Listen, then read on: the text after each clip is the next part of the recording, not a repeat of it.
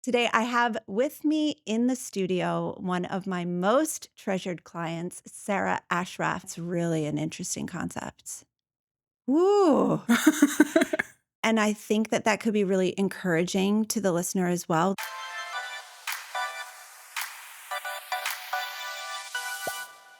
Hey, what's up? This is Kristen Carter, and you've tuned in to the I Have ADHD podcast. I am medicated, caffeinated, regulated, and ready to roll.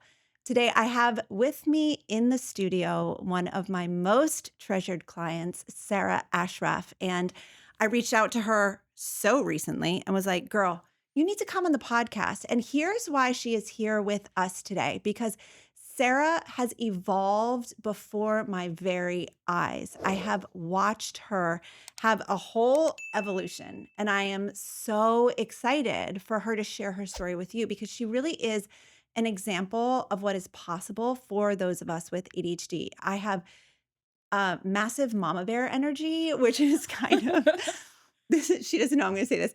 Massive mama bear energy around just who Sarah is, because I feel like I've watched you grow up right before me. And listen, you were a grown woman when you came into the Focus program, but the amount of growth that you've made in the last couple years has been astronomical. And like, you've had your babies with us. Like, I just feel like we have gotten to see this side of you that is just so special. So I'm so happy to have you here. Let me read your bio. It's beautiful. Sarah is a certified life coach offering one-on-one coaching for people with ADHD. She helps clients with goal setting, follow through, and overcoming procrastination by working on emotional regulation, tuning into their bodies, and aligning with their core values. Delicious. She lives with her husband, 2 kids, their nephew, and German Shepherd. And in her free time, she enjoys diving into murder mysteries. And I want to hear, like, what is your number one go-to? What is your favorite murder mystery? Absolute favorite is Knives Out. I think I've seen it at least 15 times. And I feel like every time I watch it, I pick up on like some new clue or something. Is it a documentary? Like, It's a movie. amazing. Yeah. Knives Out. Ooh, that sounds nasty. Thank you so much for being here. And I was being very genuine when I say that just watching your growth and your evolution is so inspiring. And it's been so much fun to just have a small part in that. I mean, you had a huge part in that. Like I'd be the same if I never joined Focused. How long have you been in the program? I think I joined in the fall of 2021, so almost 4 years. That's not a short time. Yeah. That's a pretty long time. What's kept you in for so long? I mean, I think the community is huge, the Slack community, and just like anytime I need to like bounce something off like people I trust or get feedback or just like even just share something weird that happened, like at ADHD moment, like it's just like very welcoming and everyone's so kind and yeah. And then I love listening to coaching calls because, like, I always, like, I don't think I even get coached that much, but, like, every time I listen, it's like I relate so much to everyone who's getting coached. Yeah. And so I feel like I get so much out of that. And it's like I can listen in the car or when I'm walking my dog. It's like it's so easy. Yes, it's so good. Yeah. We are going to talk eventually about your decision to become a coach and all of that. But I just want to say, I kind of clocked you early on and was like, this girl's got coach energy, the way that you showed up in the community, the way that you would respond to people, the questions that you would ask. And I just always had this inkling, and this doesn't always happen, but I do have it about certain people, and they always do eventually become coaches. I love it so much. And I'm just so glad that I remember you saying like, I think I'm going to start transitioning into coaching. And I was like, yes, finally. So I don't ever want to pressure anyone to do that.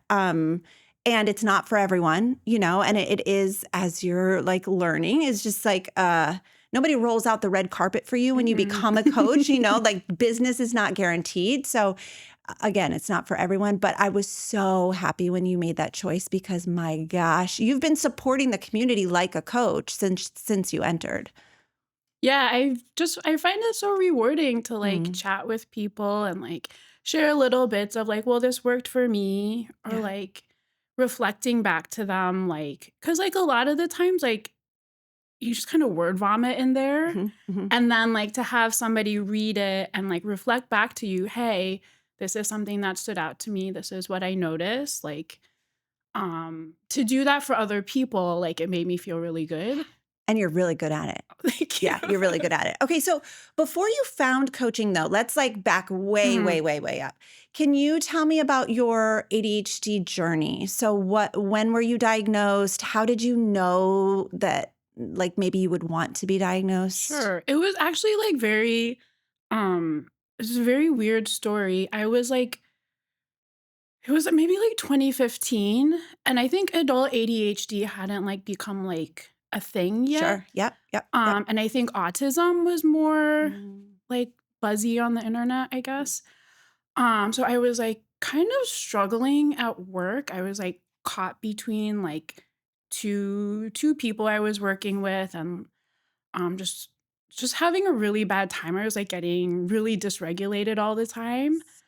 And so I was like, maybe I'm autistic yeah. because like I can't deal with like this social situation. So I booked an assessment and I got assessed, and sorry, I keep clearing my throat. Is that You're okay? good. Yeah, you're totally fine. She was like, no, I don't think you have autism. I think the people that you work with are just difficult to work with. Yes.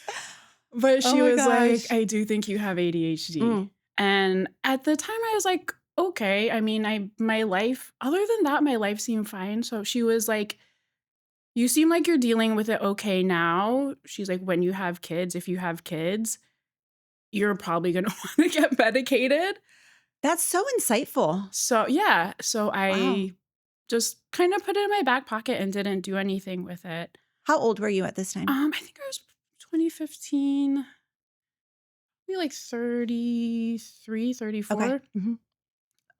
And then during the pandemic, I think I was using body doubling a lot. So when I would go into the office, like everyone around me was doing work. Yes. So like I do work. Mhm. Everyone's going to the meeting. So I go to the meeting too. Mhm. Like I don't need Mhm. to be reminded. When I was home, just me in front of the computer, I had so much problems with procrastination. Like it Mm. would take me like 2 hours to get started.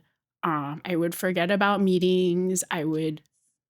Zoom meetings were so hard to pay attention, so draining. Yeah. And yeah, so I remembered, oh, okay, this psychologist said you have ADHD. Let me look more into it. And I think I found a blog post, and then I was like, let me find some podcasts. Mhm. And your podcast was on the list. So I subscribed to it, and I think I listened to one episode and I was like, this lady gets it. Like, Mm. I don't know, whatever she's selling, like, I have to buy it. I Wow. think I signed up after one listening to one episode because I was like, this is it. Like, this is what I need. That's amazing. And then like after I joined the community, like everyone encouraged me to like get like more formally diagnosed. So Yeah. I went to a psychiatrist, I got diagnosed. He prescribed me medication, and then I found out I was pregnant. So like Yeah. then I stayed in the program. I worked with coaching, but I wasn't medicated for like 3 years. Yeah. And then just finally recently, I've been trying medication. So What's that been like for you? um it's been really interesting. Like I didn't quite know what to expect, but it's been good. Good. It's definitely not like it doesn't fix everything. No. Like it makes it easier to do things, it makes it easier to focus, but like it also makes it easier to do the wrong things. Mhm. Like it makes it really easy to get pulled into like some hyper focus that has nothing to do with what I need to do, or just It's still your responsibility to determine where do I want to channel my Yep. attention, right? So it allows you to stay focused on one thing, but you have to decide Yeah. what that one thing is. And that can be a real It's hard difficulty. because it's like, I think it makes doing anything feel good. Mm, So it's like, oh, it feels good to wash the dishes. It feels good right. to make the beds and vacuum the house. But it's like that, those things need to get done. But like, I really need to work on my work right Yeah. now. They're not the essential No. things. Yes. You mentioned when we were chatting before that prior to um, introducing coaching into your life, you felt pretty passive and maybe like Mm-hmm. a leaf tossed in the wind. Can you Yeah. describe that a little bit? Yeah. I mean, it was difficult to say that I had a problem because like my life was actually really good. Like I had a really good job. I had a good relationship. Mhm. I owned a home. Like on paper, nothing was wrong, but I felt like I wasn't taking an active role in my life. Like the job, like I just kind of fell in the whole career, I just kind of fell into. And I was like, this is fine. Like I can do Sure. this. Um, I mean, buying the house, like, sure, I was like, I want this and this and this in the house, but like, it was my husband who drove it. He was the one who was like, we need to buy a car. Let's go buy a car. And it's not in like a controlling way, Mhm. but just in a layer is like, okay, whatever. Like, this all seems fine. Yeah. And, but I just always felt like something was off. Like I could see my peers and like my colleagues being like very intentional about their careers, like switching jobs every couple years or, I want to work on this project because it's going to give me these skills, which I want for this. And I was just like, I'll work on whatever you want me to work on. It's fine. And like, I could feel myself start to stagnate, I think, in my career, especially. Mm. How did coaching change that? How did the introduction of coaching to you change that? I think, I mean, the reason why, looking back, the reason why I was like that is because I wasn't listening to my emotions. I wasn't like tapping into how I really felt about anything. Like, it was like very scary for me to like feel anything. So I just push it all down and like try to ignore it and then do the right thing, do the thing I should do. So I had like no vision of like what I wanted even. Like, this the let's move to this town. It's fine. Like, Sure. but I didn't yeah, I just didn't have a vision of like this is my dream. Like this would make me really happy if I did this. And I think if things had been worse for me, it would have been easier because I would have been something clearly to be unhappy about, but everything was just fine. That's so fascinating because so many times when we talk about ADHD, we have this narrative that like everything is on fire and Mhm. like everything's going wrong and we have these huge problems to solve. And sometimes it is like that. Mhm. That can be people's experience, but also it can present as just like a passivity Mhm. and an inability to really think clearly and have a map for the future, right? Yes. The ability to visualize and to envision what life could be like. And like you're saying, you would watch your colleagues have like this step-by-step process and your brain just was not working in that way. So you were kind of led by like if a manager gave you a job, you're like, okay, fine, I'll do that. Or Mhm. if your husband's like, let's move, you're like, okay, fine, we'll do that. But instead of feeling like you're really in charge and able to see clearly what you want. Yeah, exactly. And it's because I couldn't, like, I would do those exercises, like, write your ideal day, like, write where you want to be in 5 years. And I would write it. But it was like a fairy tale. Like, It didn't feel connected? yeah, it didn't, it was like, is this my 5-year plan or is this what I Mm. think it should be? And then the steps to get there were very opaque. So, Fuzzy, yeah. So I would just like fuzzy. write it and then I'd be like, oh, whatever. Yeah. Okay. Talk to me about the process of becoming more connected to your emotions. First, when did you realize that you were avoiding your emotions? I think it was pretty early on after I joined Focus, because maybe there was one of the calls with Paula where she was talking about buffering. And I was like, yes, this is what I do. I'm avoiding my emotions. Yep. And Can you talk about buffering? Yeah. Like, how would you describe that? So buffering, I think, is when you do anything to distract yourself from feeling something. For me, it shows up a lot like scrolling on Instagram. Also, like, mine like blends with procrastivity a lot. So like doing the tasks that need to get done but aren't important, like very low stakes things like washing the dishes. Yep. But yeah, it feels like a little compulsive, and there's always like the thought of like, okay, just 5 more minutes, 10 more minutes, and then I'm gonna go do the thing I'm supposed to do. And it's But like, that's extended. yeah, and then like hours will go by Yeah. and it's not done. And then I had this idea that like I wanted to run by you, because I think there's also that's like small buffering, but I think there's also like big buffering. Cause like at that time I would work out so much, like hour and a half, 2 hours a day, to the point where it's like not productive. Like you're Sure. getting less fit by working out that much. And I'm like thinking back, was like that also buffering, like keeping me busy so I wasn't like confronting like those big questions, like where do I want to go in my career, or like do I want to have kids? What do I want to do? Because I was like exhausted all the time. Yes. I think that makes sense. That just like sparked in my head, like buffering on a micro level and then buffering on a macro level. Like, what does it look like in our lives? Like the micros, like those moments of avoidance in our phone or on the TV, or like eating or drinking or something like that. Like the compulsive behavior that we take to avoid the emotions, or what it might take to do something hard. But then on a more macro level, what might that look like? Exactly. Yeah. Yeah, that's really an interesting concept.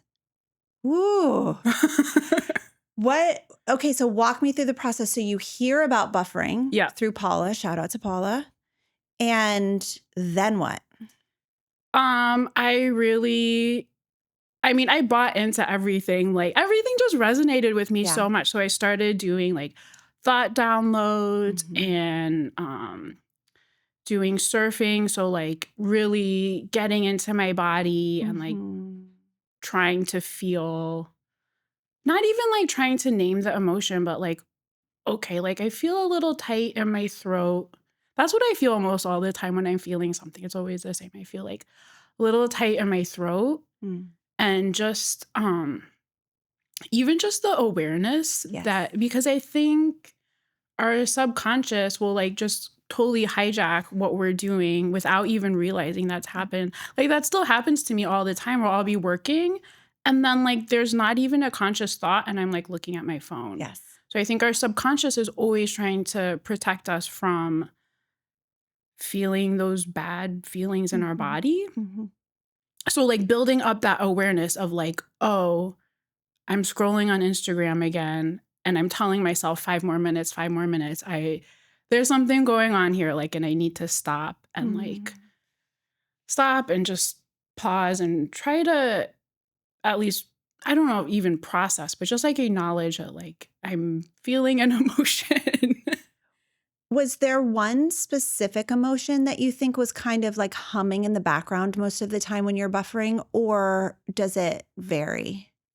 I Like when think you it started to varies notice. a lot. Okay. For me, I think with work, a lot of the time it was boredom. Oh. And then at that time, I was having to talk to customers on the phone a lot, which like I was not comfortable. Like after I did it a bunch of times, I was fine. But like when I was first doing that, like I felt so uncomfortable. So just like that discomfort of I'm going to have to call someone on the phone. So many people can relate to that.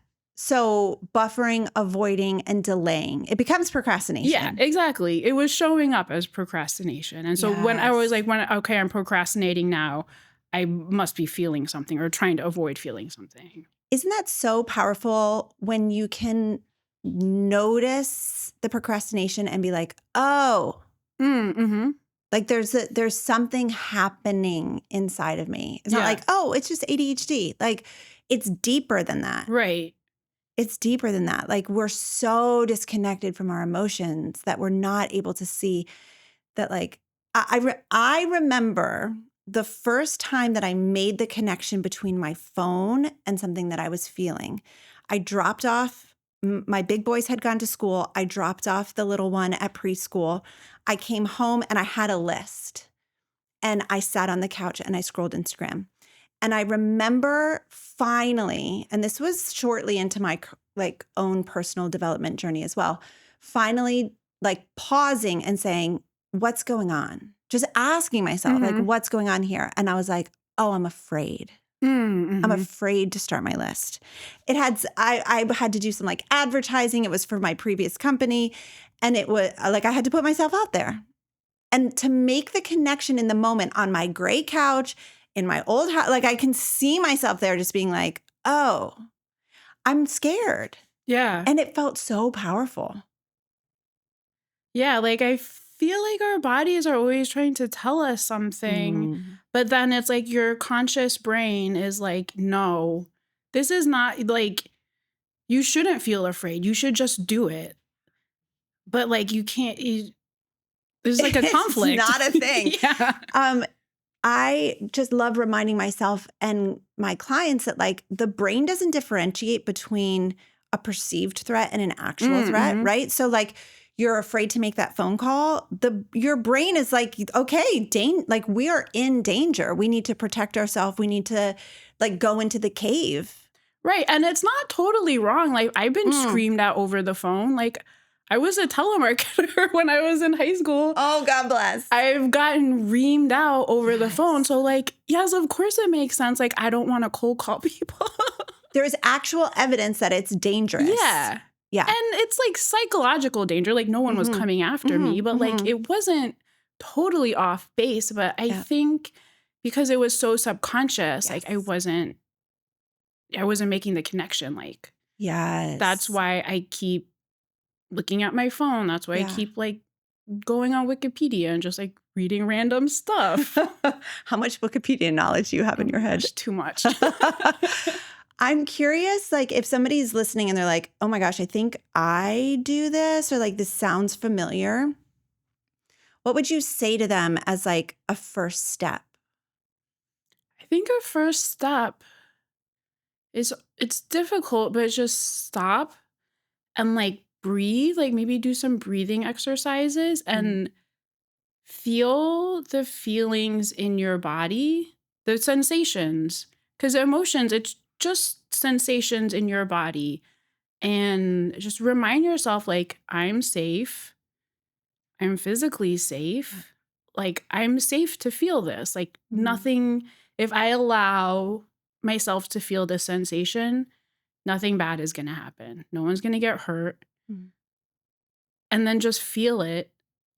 And, you know, you let it expand and then it'll go away. Like I'm always surprised how fast things pass. Like once you allow yourself to feel the sensation, they go very quickly, maybe like less than a minute. I've never been stuck in that feeling for very long. It just goes.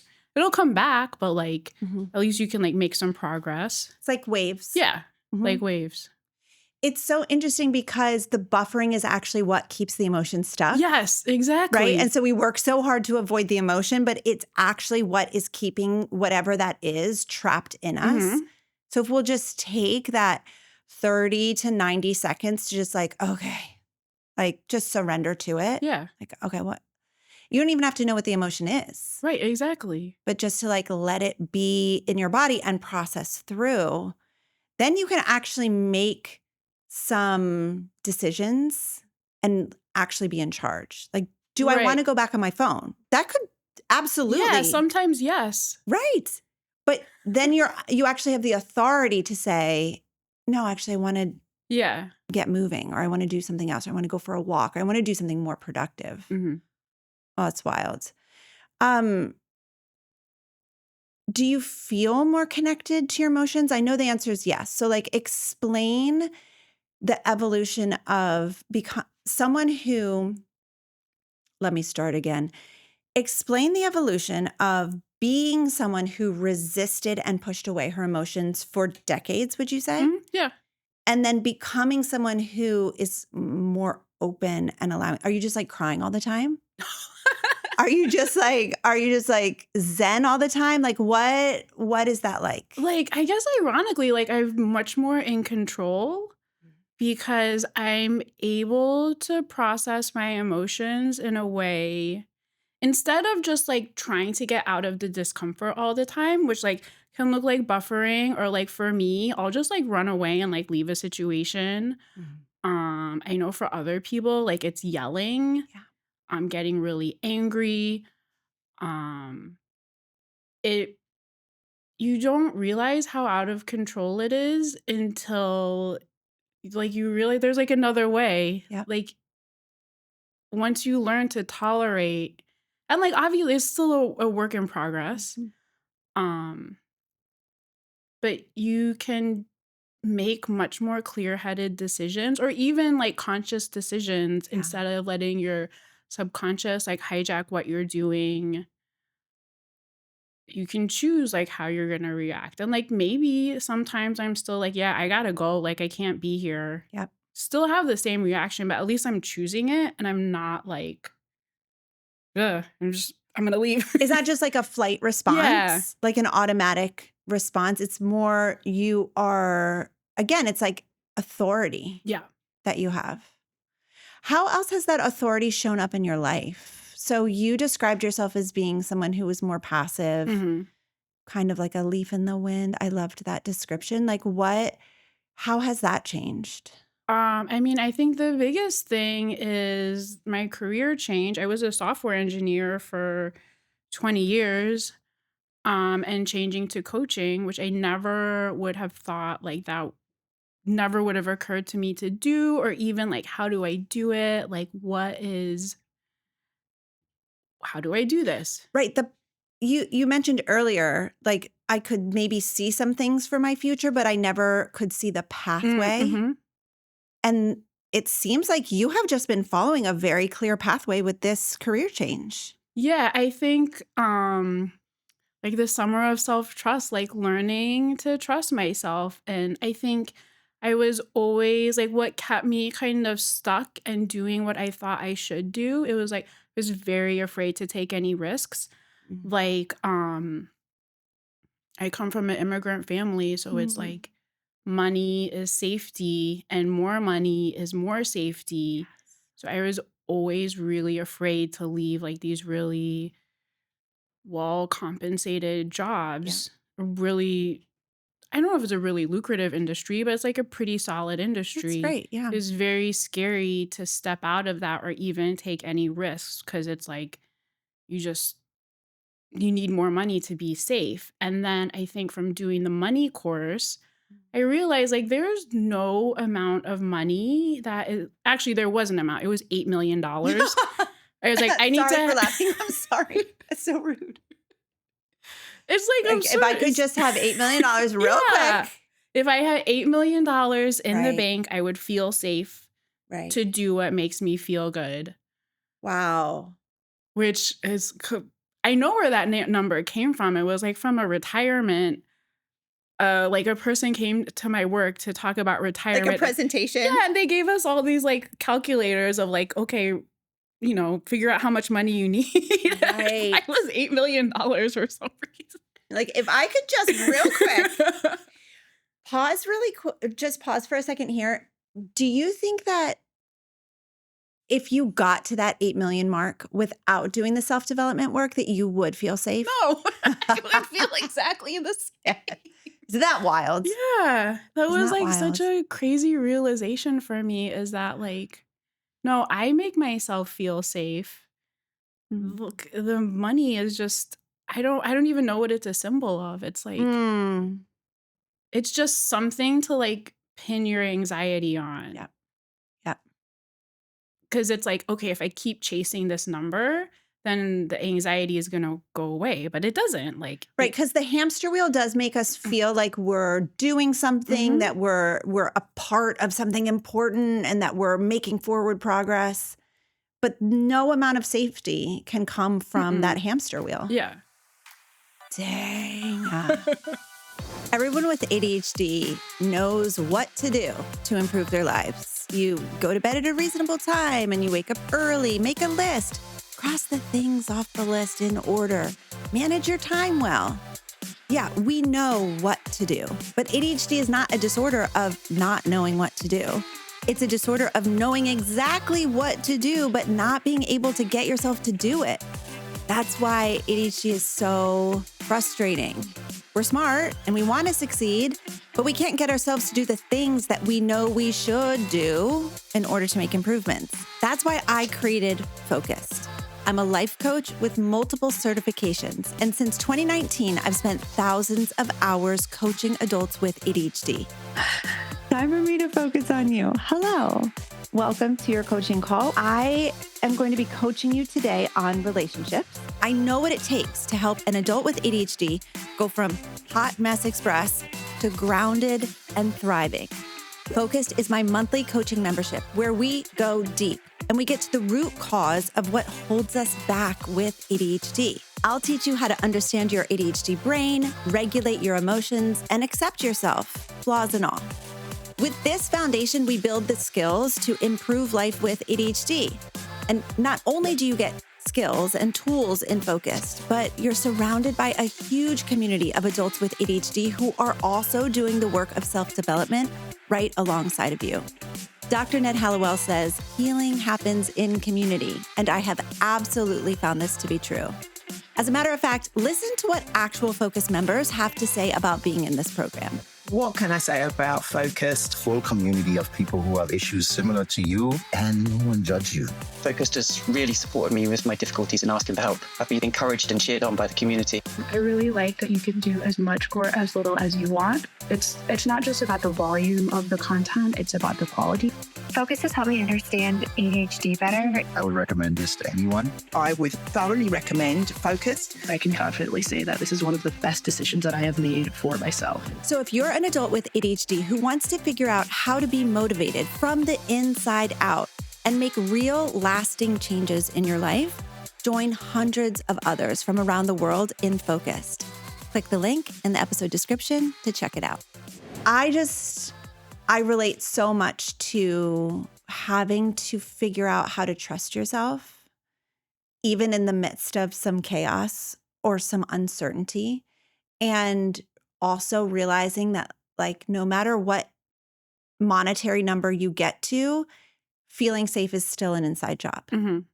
It always is going to be. And I think that you and I have an amount of privilege where we can pay our bills, Yep. where we have a stable home, right? Where we have husbands who are kind to us, right? And so, Yeah. of course, there is a level of safety that is objective that some people have to work toward.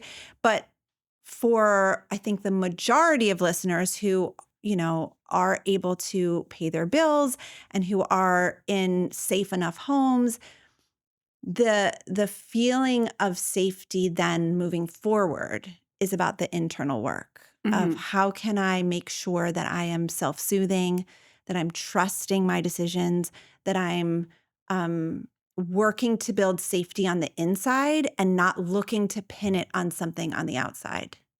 Yeah. Yeah, exactly. So what was the process for you being someone previously who couldn't see the path forward? Because I think this is going to really be helpful to Mhm. ADHDers who are fuzzy. You described it as being like the future is opaque. And that's such a perfect description because I think there is a frustration and a feeling of stuckness for Mhm. a lot of people in the community who are just like, okay, like I have a job, but I don't know, is this the job that I want? Like I have a family, but like, is it do I want more kids or do I want to move? And just making those decisions from a place of authority and agency. Tell me a little bit about that process for you. Yeah, well, I still don't have a plan. I'm just like making one decision at a time, like trying to do the next thing that makes sense, but trusting myself that no matter what happens, like we're going to be okay. Like I've never let us down in the past. Like us meaning like my family haven't let us down in the past. Like I've always taken care of everything. If I need to go back to software engineering, I can. Like that's always an option. Um but yeah, I mean, I still don't have a clear vision of like I kind of know where I'd like to be in a year, but it's like now at least I can see like a couple weeks, a month in the future. It's so great that you're saying this though, because I think that it is a little bit unattainable when someone comes in and they're like, I know exactly where I'm going. I know exactly what I'm doing. I have the exact plan. I'm just going to follow the steps. And that sounds great. And a lot of people want that. But I think for the average listener, it's like, that feels out of reach. That sounds crazy to me still. Like, how do you know? Like, how you can't know what's going to happen. Yep. I love that you said, I'm just doing the next thing that makes sense. And I think that that could be really encouraging to the listener as well. Like, what is the next thing that makes sense? And then building your sense of safety, security, and self-trust around like your ability to do that, your ability to like pivot if you need to. Yeah. And I think it's difficult to do that and not become completely reactive. Doing it still with some kind of framework and some vision of where you need to be. So that's like definitely a balance. But yeah, I think you're just trusting yourself. I guess even if I was just, I mean, I've been starting this business for 2 months. I have just been reacting to things like I booked my first client completely out of the blue, didn't think it was going to happen. So like I had to scramble to like get a contract. And then like you reached out to me to do the podcast and I was like, well, now I got to make a website. Now I got to do all this stuff. But it's like stuff I knew I had to do. You said to me like, now I have a deadline. Yeah, it's really good. For an ADHDer, that's perfect. Yeah, external it's perfect. pressure is so helpful. I think that what you're describing is not reactive in a negative sense of like, I'm just reacting to everything that's coming my way. But what you're doing is you're navigating based on the information that you're receiving, right? So you're making decisions and you're like steering in the direction, but you don't get to steer without that forward momentum, right? Like if you're sitting in a car and it's not going anywhere, the steering wheel doesn't even turn. Right. And like what you're doing is you're like moving forward and noticing where the road is going and you're just like turning in those directions. But you're doing that with forethought. You're doing that like intentionally. Yeah, I really like that way of that feels much better than just like I'm like because I don't get that reactive energy. I know what you are saying when you say reactive, but I think it's more like you're creating the momentum. You're noticing where the path is going and you're steering in those different directions. Yeah. I like that too. I like that too. Something that I really related to when we were prepping for the interview is you saying that there was a time when you were using coaching tools against yourself. And I have done the same. I think a lot of people in self-development work, as they're just getting into it, will also do the same. So tell us what you meant by that. How have you used coaching tools against yourself? What was it like to notice that? How have you navigated it? Well, we did touch on it already. It was around like money and security. I use the thought like I need money for my family to keep me in working situations where it wasn't fulfilling to me. And like you said, this comes from a lot of privilege. Like it's a very privileged place to say like I making money isn't the only thing that matters to me. Mhm. Um, but I think what had happened is that I let that value, that one value, which is a good value and it's Sure. a true thought, like I do need money, like we do have bills, like we need to Yes. eat. Yes. I let that one thought take over all my other values because it was tied to the safety of like, if I have $8 million, I'm going to be safe. So let me stay. It wasn't just one job. Like it happened for Mhm. years, whereas like some of my other values are like helping people, like justice, like making the world a more just place, just not making the world like worse. Sure. Um and those values, like work is so important. It's what you do 8-9 hours a day at least. Yeah. That's a long time to be having a thought, I need money. The emotion that comes up is acceptance.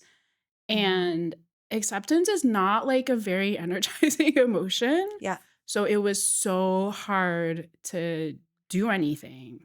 Okay, so you're in a position where you're not feeling fulfilled, but then you have the thought, well, I need money. And Mm, so then you accept the position that you're yeah, in, even though it may not be your highest calling. right.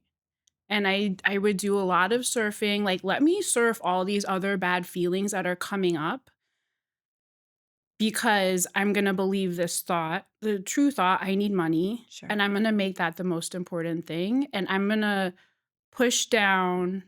And I guess the way I was using the tools against myself is I was surfing a lot of things that I had the power to change. Wow. Say more about that. I think that's important. Like I could have gotten a different job Mhm. that aligned more with my values. Mhm. Um, You were surfing to allow yourself to tolerate a, yeah, an environment where maybe you weren't meant to be. exactly. Yeah. Instead, okay, I relate to this so much. So I've done this with myself in relationships a Mm-hmm. lot where I've been like, well, I have coaching tools. I can process my I can feel and process my emotions. So when I'm angry and resentful, which are actually like indicators that something is wrong, Mm-hmm. but I'm like, well, I can just surf that and process it through and move on and then not confront the person, not ask them to change their behavior, not set a boundary because I'll just process this emotion Right. and not take any of the actually healthy steps, right? Not because emotions are actually information. Mm-hmm. And I'm like, let me just process the information right on out of me so I don't have to do anything with it. Yeah, and it's like you get these tools like when you start being coached, it's like this is so cool. Like now I know what to do with these feelings, but if you're not careful, you can just make it another way to ignore cuz it's not just feeling a feeling, it's like your body's trying to tell you something. So it's like if you don't listen and keep not listening, Yeah. then like you're just going to be in the same bad Yeah. situation, the same unfulfilling situation that you were in before. Mm. So, how did you overcome that? Because the thought, I need money for my family, that's still a Yeah. fact. So, how did you navigate that? Um I it was so I left my last job and instead of just hopping to the next thing because like I had been like doing the work for a really long time and I was like, "Wait, I'm going to do something different this time. I'm not going to be totally reactive and like let this feeling of like I need money Mm. to drive my actions. Like let me stop and have a think and Mm. really figure out like what I want to do." I think that was around the same time we were doing Living with Vision. So I Perfect was like timing. thinking about my values. And like I think coaching had always been in the back of my head because you did reach out to me at one point and you're like, I think you should do this. And I was like, yes, I want to do it, but like I'm not ready right now. Mhm. So I think at that point I was like, I really like doing this. I like talking to people. Mhm. And I was like, I'm just gonna do it. Like I looked at my bank account. I was like, I think I have maybe about a year of runway. Nice. I'm just going to do it. If it doesn't work out, like I can always go back to Yep. software engineering. Yep. To be clear, was there $8 million in your bank account? No. Just checking. Just checking. Just checking. So you went through a coach certification. Yeah. That's great. What was that experience like? It was really good. It was like really cool because like I would have class at night and like I would learn all these tools. And then like I'd listen to your coaching calls and I was like, oh, that's what she's doing. Like that's how she's doing that. Mm-hmm. And then so like having both, I think was like really, really helpful because like I had heard so many coaching calls, so I knew what it was like and kind of what happened. The framework for it. And then like really in class, like kind of practicing, like, we would practice like little bits, like practice like setting the agreement on what someone wants to be coached on. And we would just practice that. So like going through practicing those pieces, understanding like the underlying like psychology behind it, how it's different from therapy. Yeah. It was really fun. That's so cool. When you think about yourself now compared to who you were prior to being coached and like entering this like self-development phase, I don't want to call it a phase. That was not very nice. Self-development, like iteration of your life. What are the biggest differences, do you think? It's like, it's so funny because I think from the outside, it doesn't look that different. When I tell people like, oh, coaching changed my life. And they're like, what changed? Your life looks on paper to be the same. Almost exactly the same. But it's like, I feel like I'm an active participant now. Even I'm not like making like wildly different decisions. Right. But I feel more in control and like it's not up to the whims of other people what I'm going to do or what's going to happen to me. Like I'm not dependent on like my manager deciding like I'm ready for a promotion or like they want me to work on this project. Like I'm choosing what I want to do. Like even if I did go back to software engineering, I think I would approach it with much more intentionality of like where I wanted to do, what I wanted to work on, what I wanted my days to look like. Yes. And just like having the confidence to ask for things instead of just like, this is what we're going to give you. Yep. Yep. What's the experience like in your own mind? Like your relationship with yourself? It's so different. Like that's the part I think, the internal experience. Yeah, I felt like even in my own mind, I think because my subconscious was like always trying to distract me from feeling anything. Like I'd be doing something and then like a memory would come up. Like there was a time I was like in a near miss of a really bad car accident. Wow. And like we were fine. Everyone was fine. But like I would play that over in my mind over and over. And like when it would come up, like I would have to stop what I was doing and like go buffer. Like I'd be like in a conversation like with my husband and then I'd be like, I have to pull out my phone and like start looking at something because like I can't tolerate feeling this. And I mean, it still happens. Like I still have like uncomfortable thoughts, but like I can just breathe and like I can feel the feeling. And it's me making the decision of what I want to do. I'm not just like always running from something. Well, that's powerful. Did you have a negative self-talk? And has that changed at all? That's not really something that I've heard you talk about, and I'm just curious about it. That was really interesting when we did the inner critic because I did, but it was so baked in, like I didn't realize it was there.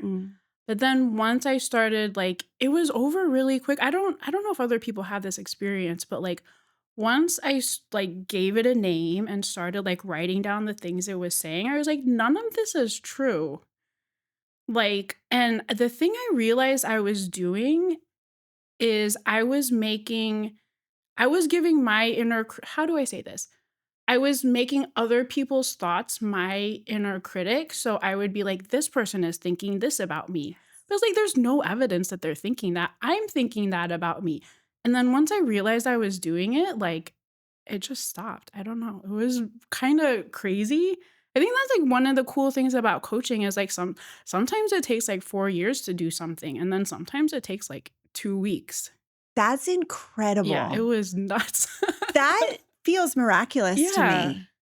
Because I mean, and you're absolutely right. And I think it's different for all of us. Like sometimes, you work and you work and you work and you work at something to try to just change your perspective or change your Mhm. self-talk or whatever. But to have it just kind of dissipate because you put a name to it, you understood what was going on, you had authority over it, and then you're just like, oh, Yeah. it's like not a thing anymore. And I think my inner critic would say such outlandish things. It's easy to be like, okay, whatever.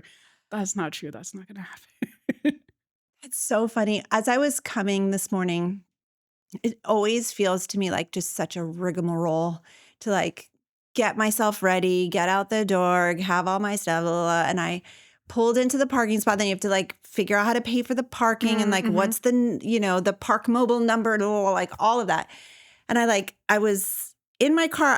I had pressed all the parking buttons and I was good. And then I was just automatically being like, you did a great job. You're here. You did it. And now you're just going to go do a great job. And I was talking out loud to myself.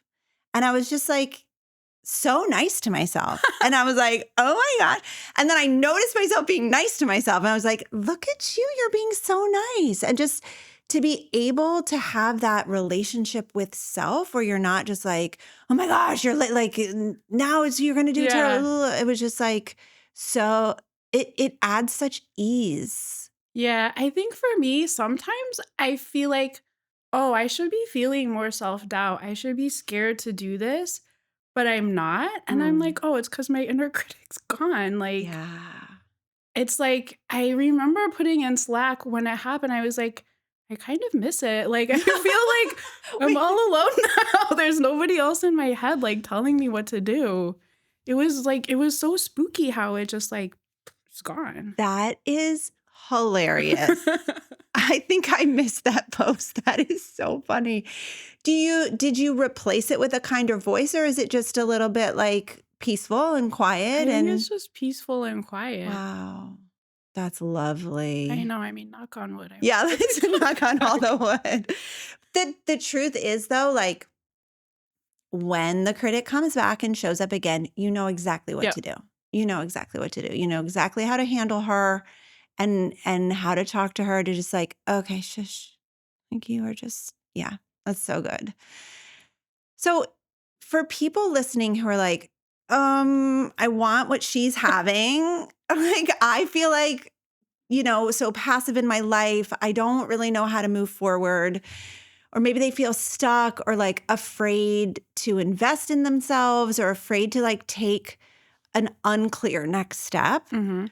What would you want them to know about like what's possible?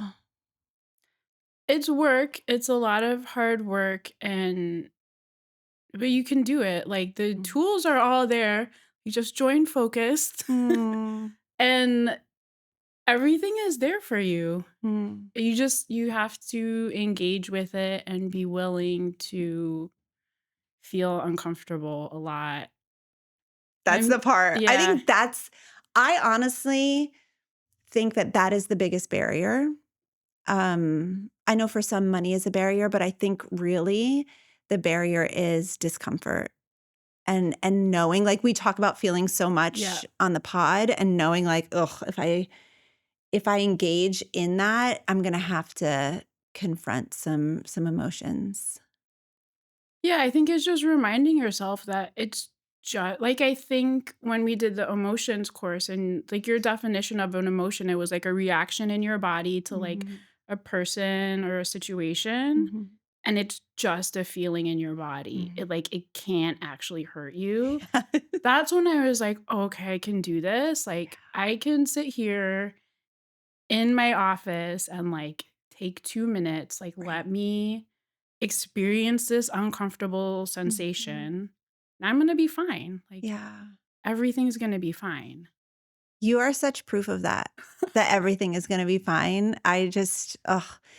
I agree. Everyone should join Focus, but also like there are people that would prefer one-on-one. And that's why I am so glad that you are a coach. And I truly mean it. I'm so sincere about it because I don't work in a one-on-one capacity. I think some people are intimidated by a group setting. And so to have thoughtful, aligned, heart-centered, really smart coaches like yourself out there, girl, I forgot that I had reached out to you and said you should be a coach. But I'm so glad I did. And that was years ago, wasn't it? Yeah, I think it was the first time you offered coach training. Yeah, I remember I was like, I'm not done with software engineering. I think I still have some unfinished business here, which I guess I finished whatever business that was. So great. Yeah. It's so great.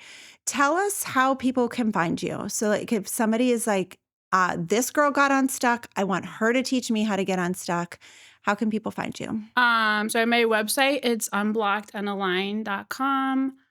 I'm actually on Twitch the most. I'm probably like the oldest person. Wait, on what is Twitch? Twitch is like streaming for gamers, but there's also like a whole body doubling co-working section. So I'm on Twitch like Tuesdays and Wednesdays most of the day. If you want to body double with me, I'm always there. That's awesome. And then With just like, I'm sorry, I don't even know what Twitch is. So like, how do they find you? Do they search your name? yeah, I'm unblocked and aligned on Twitch. Oh, nice. And on TikTok and Instagram, there's nothing there yet, but I did claim those handles before I came. Unblocked and aligned. Yeah. Oh, it's so good. Okay, we're going to link everything in the show notes. I just really hope, I know that somebody cannot listen to this episode and not be inspired and not at least have some hope for the future. And I am just so grateful to you for coming and for sharing your story. And I adore you. Oh, I'm so grateful to you for introducing me to coaching and like everything. Like nothing would be the same like if I hadn't joined. Wow. That means a lot to me. I'm going to try to receive it. Isn't it hard to receive compliments, you think? Yeah. We're going to link everything in the show notes. And listener, I do mean it that if you feel the pull to get coached and might want to work with someone one-on-one, reach out to Sarah. All of her info's in the show notes. And we're going to talk to you next week. We'll see you then. That was a really fake smile. I don't know if you can. Do it again. It was really fake. Yeah, just do it again if you want. I'll say the whole ending. And listener, if you have a pull to get coached and maybe a group setting is not the spot for you, reach out to Sarah. I know she can help you. All of her info is in the show notes, and I can't wait to talk to you next week. Bye-bye.